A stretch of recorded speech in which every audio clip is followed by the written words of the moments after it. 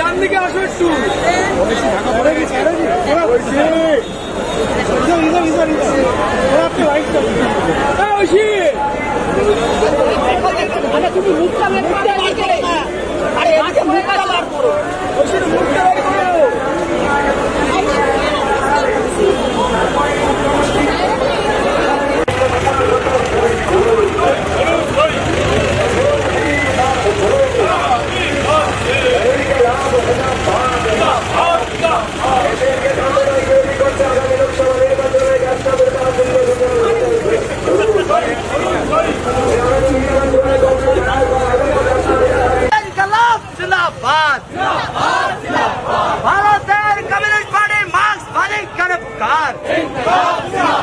लाल झंडा का पुकार,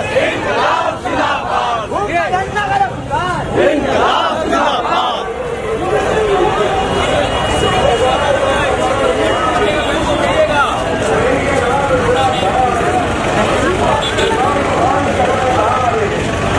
মতো বাঁচতে এই ভালো করে বাঁচতে এই ঘরে ঘরে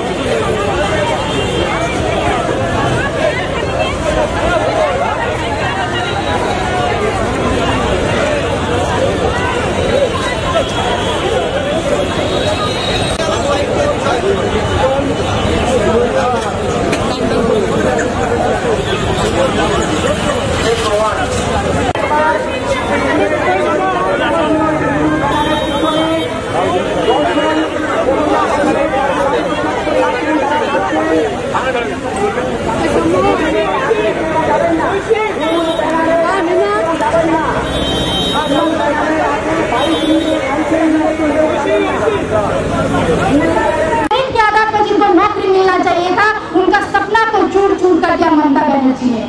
हमने देखा कि किस तरीके से जब भाजपा का सरकार पूरा देश में घूम घूम पे दंगा करने की कोशिश कर रहा है, दुर्नीति करने की कोशिश कर रहा है, जिस तरीके से अदानी अंबानी के हाथों में पूरा देश का बेच दे रहा है, LIC बेच दे रहा है, बैंक बेच दे रहा है, रेल बेच दे रहा है। আমরা তখন দেখছি যে আমাদের রাজ্যের মধ্যে যে তৃণমূল সরকার আছে সে কিভাবে এই পুরো রাজ্যটাকে লুটেরাদের হাতে, দুর্নীতিবাজদের হাতে, চিটিংবাজদের হাতে, চোরদের হাতে করে দিচ্ছে। আমরা তো দেখতে পাচ্ছি যে যেই সময় দাঁড়িয়ে থেকে রাজ্যে হোক, দেশে হোক, কেন্দ্রের মধ্যে হোক, রুজি রুটির কথা বলা দরকার। মানুষের প্রতিনিয়ত যে দৈনন্দিন কষ্ট সেটা নিয়ে কথা বলা দরকার। সংসদের মধ্যে আমরা দেখতে পাচ্ছি ধর্মের মধ্যে মানুষকে বিভাজন করার চেষ্টা করা হচ্ছে। একটার পর একটা নীতি আনা হচ্ছে যেটা মানুষের প্রতিনিয়ত যে অধিকার আছে সেই অধিকারকে ছিনিয়ে নেওয়া যেতে পারে।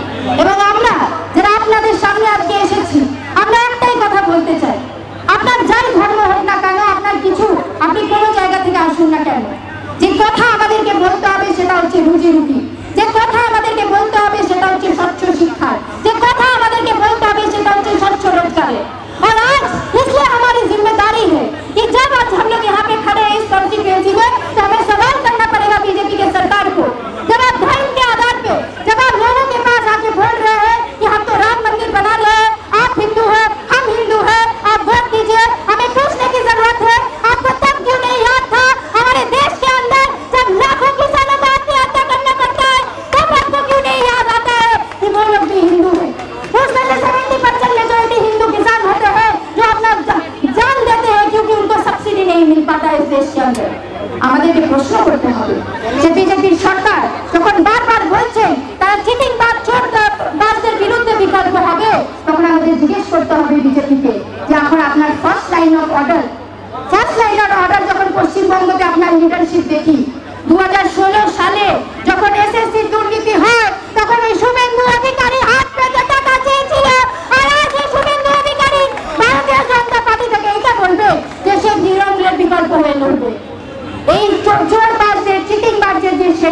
সেই সেটিং মানুষ ধরে ফেলেছে অনেক আগে।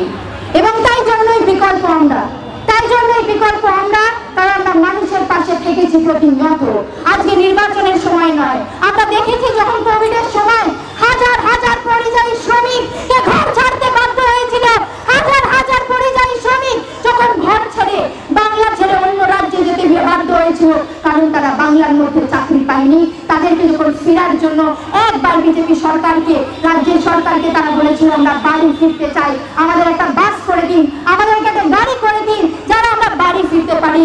আমরা দেখতে পারি যে দুটো রাজ্য সরকার এবং কেন্দ্রের সরকার কিভাবে মুখ ফিরিয়ে নিয়েছিল, কিভাবে 4 ঘন্টার নোটিশে এই দেশের মধ্যে লকডাউন করে দিয়েছিল এবং পরিযায়ী শ্রমিকদেরকে মরার জন্য রাস্তায় ফেলে দিয়েছিল। আমরা ভুলতে পারি না যে 6 মাস ধরে মণিপুরের মহিলারা কিভাবে জাস্টিস চাইছে, কিভাবে তারা দাঁড়িয়ে আছে এবং দাউ দাউ করে ডাবল ইঞ্জিনের সরকারের যারা দাবি করেছিল, তারা মণিপুরে কিভাবে জনতা ওখানে মণিপুরের একটা পুরো রাজ্য চলছে। আমরা দেখেছি যখন এইভাবে পুরো দেশের মধ্যে দুর্নীতি চলছে, তৃণমূলের যে সরকার বারবার সেটিং করে এখানে কিভাবে জায়গা করে দিচ্ছে। আমরা দেখেছি যে এই সময় দাঁড়িয়ে থেকে যখন আমরা সবার সামনে বলছি কাজের দাবি, শিক্ষার দাবি, স্বচ্ছ একটা সমাজ তৈরি করার দাবি, আমরা এটাও দেখতে পাচ্ছি যে বিজেপি কি করে ধর্মীয়করণ করার চেষ্টা করছে, কি করে ধর্মের নামে মানুষকে লাগানোর চেষ্টা করছে। এবং এই জন্য আমাদের সতর্ক থাকা দরকার। এবং এই অনুরোধ আপনাদের সামনে যে আমাদের যে বামফ্রন্ট মনোনীত কংগ্রেস সমর্থিত যে প্রার্থী কংগ্রেস শায়রা শাহ হালিমকে বিপুল ভোটে জয়যুক্ত করে পার্লামেন্টে পাঠাতে হবে। কারণ কি যে কংগ্রেস শায়রা শাহ হালিমের জয় শুধু ব্যক্তির জয় নয়, এটা আমার আর আপনার জয়, একটা স্বচ্ছ রাজনীতির জয়। যখন আমরা রাজনীতি থেকে আজকের দিনে তাকিয়ে দেখি, আপনি বিজেপিকে দেখুন, আপনি তৃণমূলকে দেখুন, তারা যখন সভা করছে তারা ধর্মের নামে ভোট চাইছে, তারা জাতের নামে ভোট চাইছে, তারা দুর্নীতি করেছে, সেই নিয়ে এইটুকু তাদের লজ্জা নেই। ইলেকটোরাল বন্ডে বিজেপি কোটি কোটি টাকা খেয়েছে, তাদের 100টাও লজ্জা নেই। তারা বলছে দুর্নীতির বিরুদ্ধে লড়বে। আমরা যখন আপনাদের সামনে আসছি, আমরা বলছি যে আমরা প্রতিনিয়ত মানুষের লড়াইয়ে থেকেছি এবং আপনারা দেখেছেন, আপনারা সাক্ষী হয়ে দেখেছেন যে আমাদের যারা প্রার্থী, আমাদের যে পার্টি, আমাদের যে প্রত্যেকটা মানুষ ভলেন্টিয়ার, প্রত্যেকটা কর্মী প্রতিনিয়ত মানুষের সাথে থেকেছে। এবং আমরা যখন সংসদে যাব, এই মানুষের যে লড়াই, এই মানুষের যে আওয়াজ, সেইটাকে আরো শক্ত করে গড়ে তুলব। এই লড়াইকে কুর্নিশ জানাই।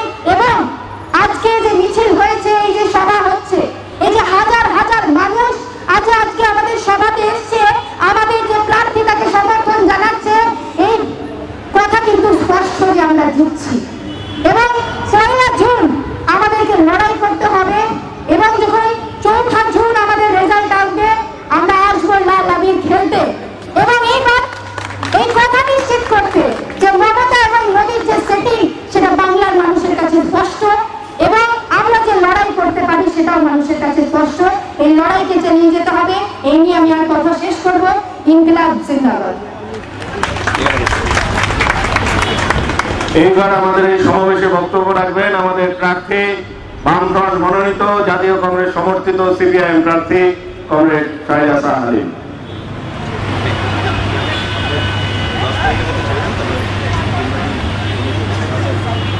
নমস্কার, আমি সবাইকে অনেক অনেক সংগ্রামী অভিনন্দন জানাই। আমি আপনার দক্ষিণ কলকাতার প্রার্থী শায়রা শাহ হালিম আপনাকে এই বছর অনুরোধ করছি যে আপনি আমাকে সমর্থন করবেন। আপনি তো দেখছেন কি অবস্থা আছে পুরো দেশের। ভারতীয় জনতা পার্টি পুরো সময় একটু দাঙ্গা ফাসাদের সাম্প্রদায়িকতার শাসন করে। আর আপনি জানেন তৃণমূল কংগ্রেস যা ঘটনা ঘটেছে, নিয়োগ দুর্নীতির কারণে 26,000 মানুষের চাকরি হারিয়েছে। उत्तर तो देते ही होंगे। नमस्कार, मैं आपकी प्रार्थी शायरा शाह हलीम आपसे अनुरोध करती हूँ कि ये कोई मामूली इलेक्शन नहीं है, ये इलेक्शन 2024 में देश को बचाने का इलेक्शन है। ये इलेक्शन देश से बचाने जोनो इलेक्शन, ये इलेक्शन प्रत्येक संदेश खाली ना होने जोनो इलेक्शन। আমি আপনাকে আবার অনুরোধ করছি, এই লড়াই কেবল আমার লড়াই নয়, এই লড়াই প্রত্যেক মা বোনের জন্য লড়াই, এই লড়াই প্রত্যেক সাধারণ মানুষের জন্য লড়াই, এই লড়াই শিক্ষার জন্য, এই লড়াই দুর্নীতি বিরুদ্ধে।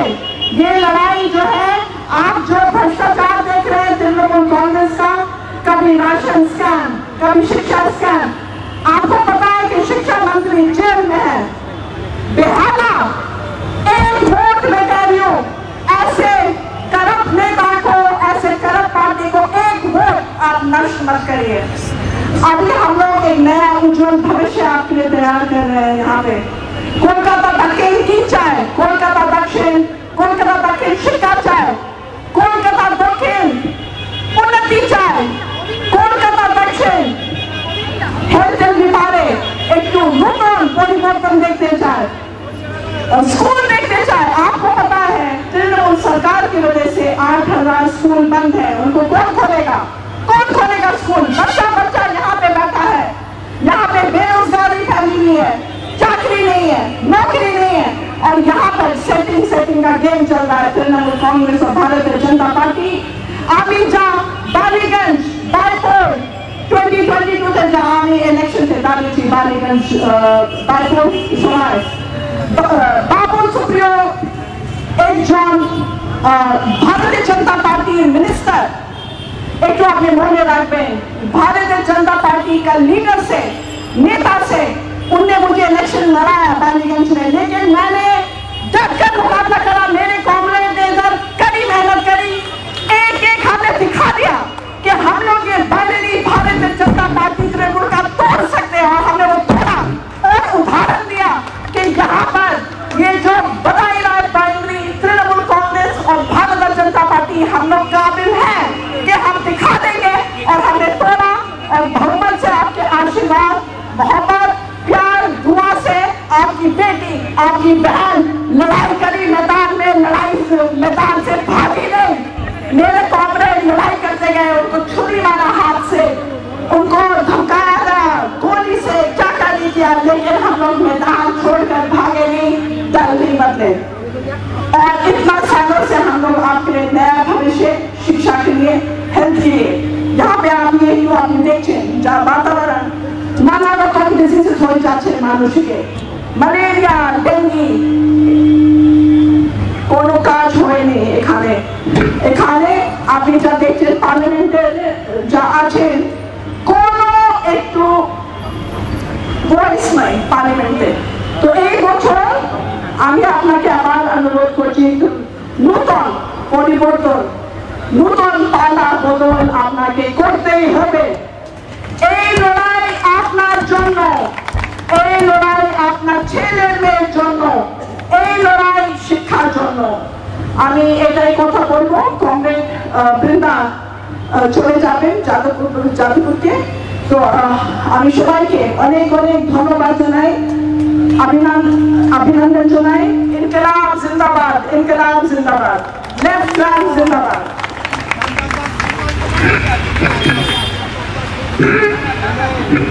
চলো এবার আমাদের এখানে বক্তব্য রাখবেন আমাদের নেত্রী, ভারতের কমিউনিস্ট পার্টি মার্ক্সবাদী পলিট ব্যুরোর সদস্য, আমাদের সকলের প্রিয় কমরেড বৃন্দা কারা। इनकलाब जिंदाबाद, जिंदाबाद, जिंदाबाद, इनकलाब जिंदाबाद, जिंदाबाद, जिंदाबाद, लाल झंडा जिंदाबाद, इनकलाब जिंदाबाद। সভার প্রেসিডেন্ট কমরেড সুদীপ সেনগুপ্ত, মঞ্চে উপস্থিত আছেন আমাদের সবার খুবই প্রিয় বিনন্দা, মঞ্চে উপস্থিত আছেন কমরেড মনোজ, মঞ্চে উপস্থিত আছেন lieutenant general Zahiruddin. We are so proud of you, General. Thank you for gracing our stage. Left Front और कांग्रेस से नेतृत्व बंधुगण, मेरे बहुत ही प्रिय बहनों और भाइयों, इस विशाल जुलूस जो इस पूरे दक्षिण कलकत्ते की एक आवाज बनकर यहाँ हम लोग एक सभा में उपस्थित हुए हैं, आप सबको मेरे सलाम, प्रणाम और नमस्कार। आज आप जानते हैं एक विशेष दिवस है, अप्रैल 27 अप्रैल हमारे सब के लिए एक बहुत ही विशेष दिवस है। 1948 में यही कलकत्ते शहर में राजनीतिक प्रिजनर्स की रिहाई के लिए एक विशाल जुलूस निकला। जैसे आज हमारा ये जुलूस निकला, वैसे आप सोचो 1948 में ऐसे जुलूस निकला। और उस जुलूस में जैसे यहाँ हमारी इतनी महिलाएं, नौजवान सब उपस्थित हुए, उस दिन इसी तरह, इसी जोश के साथ जुलूस में जब ये नारा उठा, जनमात बचाओ, कैदियों को छोड़ो, तो यहाँ कलकत्ते में पुलिस की निर्मम फायरिंग हुई। और उस फायरिंग में हमारी 4 महिला, बहादुर महिलाएं वो शहीद हुए। ज्योतिका, प्रतिभा, उर्मिया और गीता, इनके नाम हमारे इतिहास में लिखे हुए हैं।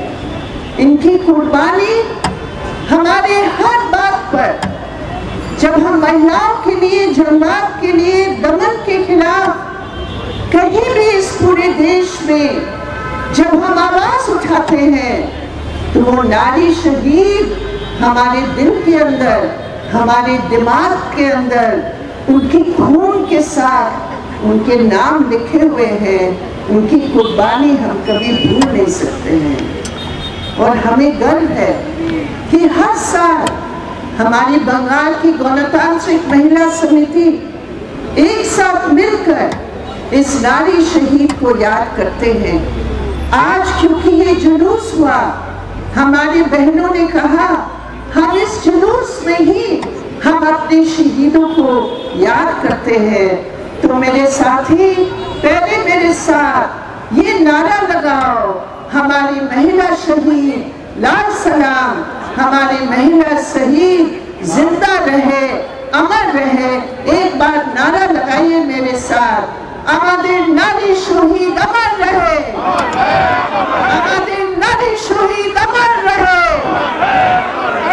मेरे प्रिय साथियों, आज जब हम इन सड़कों पर चल रहे थे, मुझे याद आ रहा था कि यहाँ इस कलकत्ते शहर की उस विरासत, उस संघर्ष की विरासत हर पत्थर के नाम में जुड़ा हुआ है। ये कलकत्ता शहर पूरी दुनिया में माना जाता है कि एक ऐसे शहर है जिसका इतना बड़ा दिल है। ये बंगाल की राजधानी है, ये देश को रास्ता दिखाता है सांप्रदायिक सद्भावना का, सांप्रदायिक एकता की, हर भाषा की, हर कल्चर की, हर संस्कृति की। ये वो शहर है। और जब हम लोग ये जुलूस निकाल रहे थे, मैंने सोचा काश वो कलकत्ता आज भी वो कलकत्ता होता। हकीकत ये है कि पिछले 2011 से जब तृणमूल सरकार का यहाँ राज हुआ और उसके 3 साल के बाद जब 2014 में दिल्ली में मोदी के नेतृत्व में बीजेपी की सरकार बनी, उसका काला छाया इस हमारा सुंदर शहर पर पड़ गया। और धीरे धीरे धीरे वो संस्कृति, वो एकता, उसके अंदर दरार पैदा करने का एक पूरा प्रयास हुआ। और इसलिए इस जुलूस की जो नारा है, ये देश में गूंज रहे नारा है। आपके सामने ये 2 चुनौतियां हैं, और वो 2 चुनौतियां इस जुलूस में बड़े जोश के साथ आपने उठाया। वो क्या था? देश बचाओ, बीजेपी हटाओ। बोलो मेरे साथ, देश बचाओ, देश बचाओ। लेकिन वहां खत्म नहीं होती, क्योंकि बंगाल की जनता के सामने और जबरदस्त चुनौती है। और वो चुनौती क्या है? अगर देश को बचाना है तो बंगाल को बचाना है। बंगाल देश का हृदय है। अगर देश को आगे बढ़ाना है, बंगाल को आगे बढ़ाना है, और इसलिए हमारा वही नारा है, ममता हटाओ बंगाल बचाओ। जोर से बोलो, ममता हटाओ बंगाल बचाओ। मेरे प्रिय साथियों, ये कोई साधारण चुनाव नहीं है। हमारी बहन सायरा ने बिल्कुल सही कहा, ये साधारण चुनाव नहीं है। और आप लोग सब ये जानते हैं, ये चुनाव ये संविधान बचाने का चुनाव है। जब भारतीय जनता पार्टी कहती है 400 पार 400 पार, और ये 400 पार काहे के लिए? 400 पार करके तुम क्या करने वाले हो? याद रखो, हमारे देश के कानून के मुताबिक जब तक 2/3 बहुमत और जब तक पूरा अपोजिशन का एक बड़ा हिस्सा समर्थन नहीं करेगा, हमारे देश की संविधान का कोई संशोधन नहीं हो सकता। अरे जुनो डिरेक्टर स्लोगन छे 400 पारे मायने टाकी 400 पारे मायने 400 पार हमें हिंदुस्तान का संविधान को भी पार करेंगे। ये है भारतीय जनता पार्टी, ये है आरएसएस। इसको भूलो मत। बीजेपी नहीं है, बीजेपी शातिर आरएसएस। और आरएसएस के अभी बार बोली, आरएसएस इस मायने होच्छे राष्ट्रीय सर्वनाश समिति। और ये राष्ट्रीय सर्वनाश समिति, ये बीजेपी और आरएसएस का जॉइंट वेंचर देश भर में ये हालात बना है। अब आप समझ लीजिए एक बात, ये चुनाव में गए, Modi guarantee Modi guarantee Modi guarantee. आप लोगों ने देखा ना, जो खबरेर कागजे कोटी टाका दिए मोदी ग्यारंटी, तार मोदी हमें जेते चाय ना, क्या मोदी निजे मोदी ग्यारंटी छेड़े दिए, मोदी ग्यारंटी निजे ग्यारंटी छेड़े दिए। क्या छाड़लो भाई? 18 एप्रिले प्रथम दफाয় নির্বাচন হলো, 108 सीट, 108 सीटे बीजेपी की जमीन खिसक रही है भैया, खिसक रही है। तारपरे 26 एप्रिले सेकेंड फेजे निर्वाचन हलो, সেই নির্বাচনও बीजेपी के पैरों के नीचे खिसक रही है, खिसक। और इसीलिए मोदी जी अपने गारंटी भूल गए, तो हम क्यों गारंटी की बात करें? वो तो खुद ही भूल गए। और आप जैसे कंप्यूटर में या आपका मोबाइल फोन में एक डिफॉल्ट होता है ना, वो डिफॉल्ट बटन है बीजेपी आरएसएस का। जब कुछ नहीं होगा तो डिफॉल्ट बटन दबाओ। राजस्थान की आदिवासी क्षेत्र में আমি তো জানি, আমি তো আমাদের পার্টি থেকে আমি রাজস্থানে যাচ্ছি, সেই পুরো বাঁশপাড়া এলাকায় তো আদিবাসী এলাকা, সেই বাঁশপাড়া এলাকায় আদিবাসীদের কি অবস্থা আমরা চোখে জানি। আমাদের আদিবাসী অধিকার মঞ্চ ওইখানে কাজ করছে। সেই এলাকার মধ্যে इंडिया गठबंधन पार्टी से सीटा जितने आदिवासी बात दिए नॉन ट्राइबल वोट देওয়ার জন্য আর পুরো দেশে একটা মেসেজ দেওয়ার জন্য मोदी আমাদের দেশের প্রধানমন্ত্রী যা বক্তব্য রেখেছেন আমরা কোনোদিন কল্পনা করতে পারি না। आप कभी सोच सकते हैं देश के प्रधानमंत्री किसी एक कौम को क्या क्या शब्द इस्तेमाल नहीं किए। यहाँ जनरल बैठे हैं, जनरल साहब आप मुझे क्षमा करेंगे कि आपका नाम मुझे इस जवाब में जोड़ना पड़ रहा है। जनरल जहीरुद्दीन आप हमारे मंच पर है, आपकी बहादुरी की मैं सलाम करती हूँ। ऐसे हमारे देश की एकता के आधार पर ब्रिटिश को हटाया, हमारी एकता के आधार पर हमारी संस्कृति, हमारी मिली जुली संस्कृति दुनिया के सामने मिसाल है। आज हमारे देश की प्रधानमंत्री एक पूरी कम्युनिटी को डिमोनाइज करके हैवान के रूप में पेश करके क्या क्या गालियां नहीं दी। साथियों, ये किसी माइनॉरिटी कम्युनिटी को गाली नहीं दिया, वो आपको और हमें गाली दी, वो भारत के हर नागरिक को गाली दी, क्योंकि उन्होंने संविधान की रचना।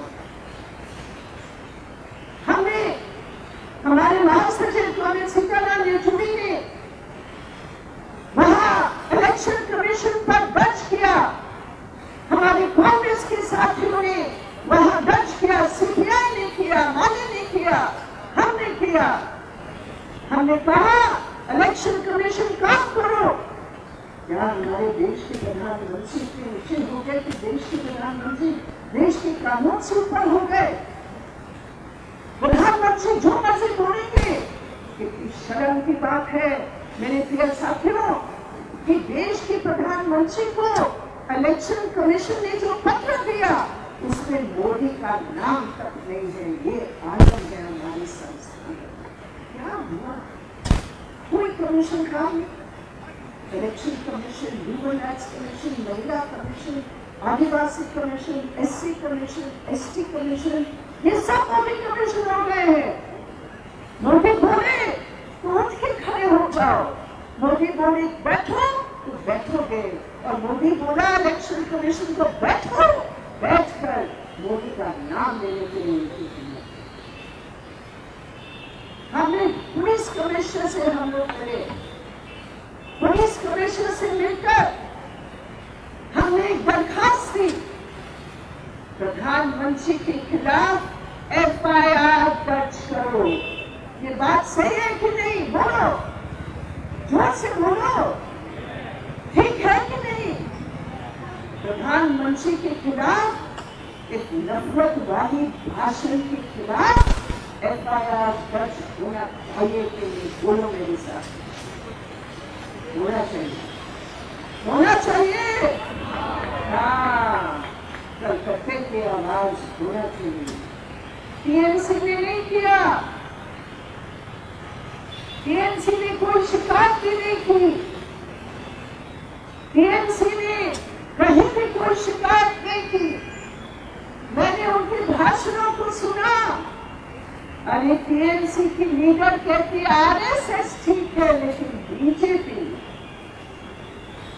जो बाप ठीक है, जिसे पैदा किया, जो सब सिखा रहे हैं, जिसकी पथ पर जा रहे हैं, वो ठीक है। ये है सेटिंग। सेटिंग का मतलब क्या है?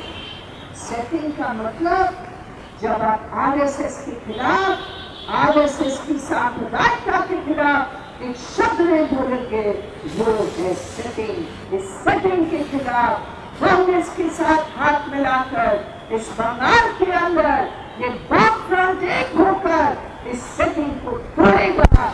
ये हमारा शपथ है, ये हमारा वादा।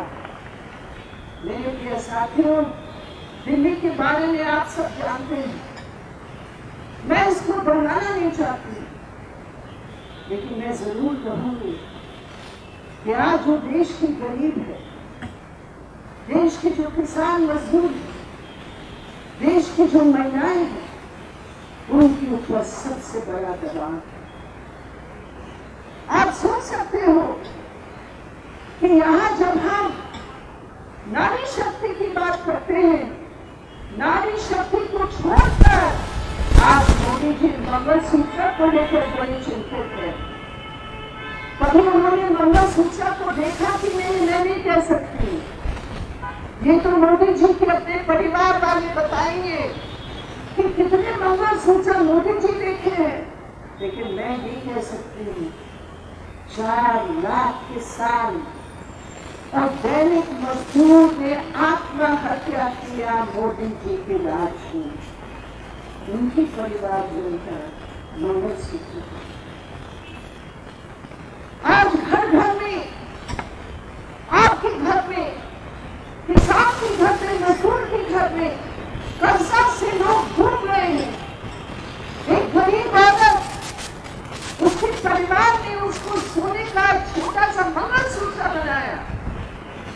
आज इस देश के गांव गांव में उस मंगलसूत्र रखकर कर्जा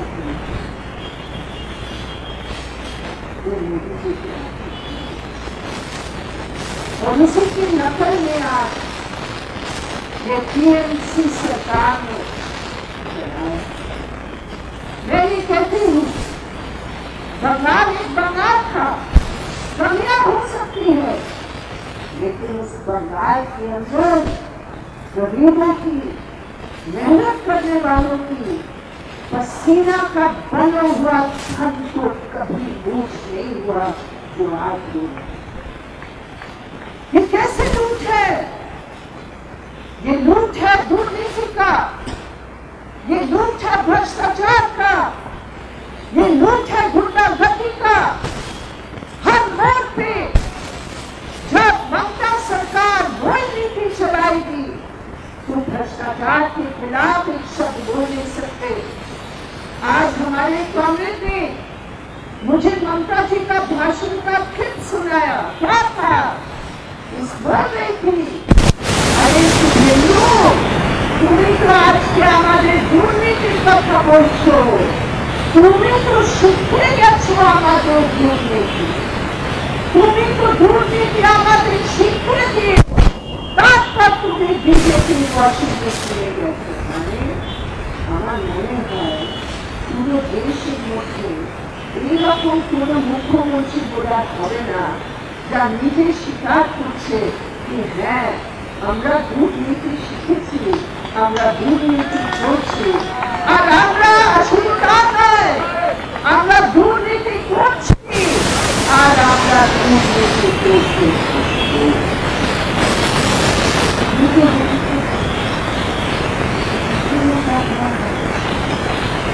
और अभी मैं आपको बता दूं, सोनिका शोमा को हमने देखा गोस्वामी,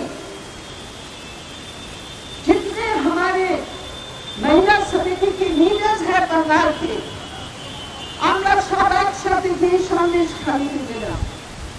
আমরা তো নারীর অত্যাচারের বিরুদ্ধে আমরা তো অনেক আন্দোলন করেছি, কিন্তু আমি একটা কথা বলতে চাই, আমরা কোনোদিন নিজের অভিজ্ঞতাতে আমরা এটা দেখিনি যে একটা রুলিং পার্টি অফিস একটা সেক্সুয়াল হ্যারাসমেন্টের সেন্টার হয়ে যাচ্ছে।